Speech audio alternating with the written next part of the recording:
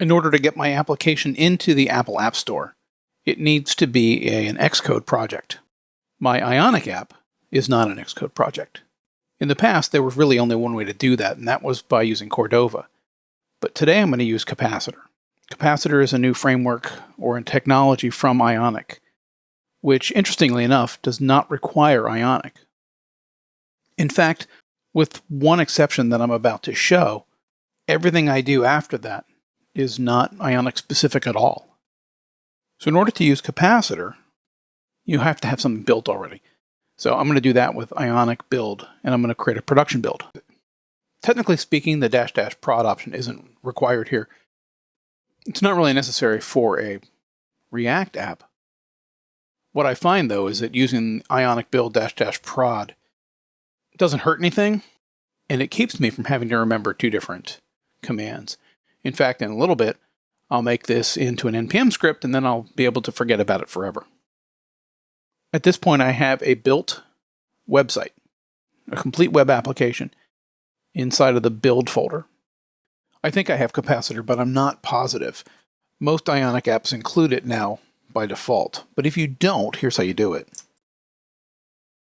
If I didn't have Capacitor, this is the command I would have to run, but as you can see, it's already enabled.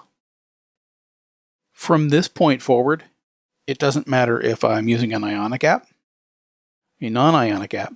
It doesn't matter if I'm using React, Angular, Vue, jQuery mobile.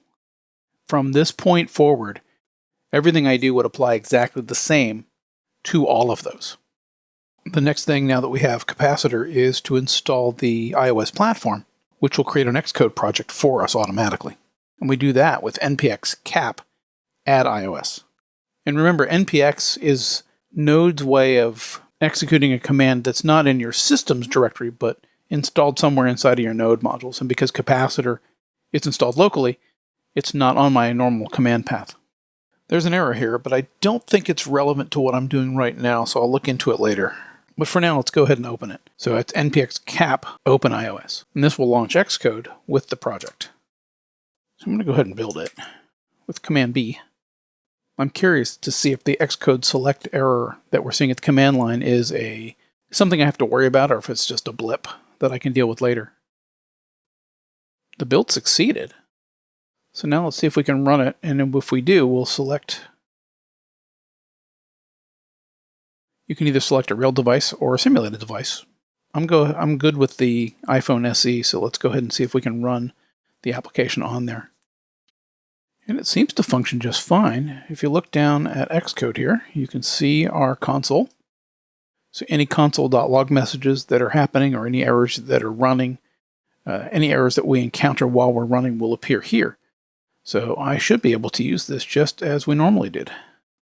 The application appears to work as expected. That's as far as we need to dig into Capacitor. I will look into that Xcode select error, but it does not seem to be affecting what we need to at this time.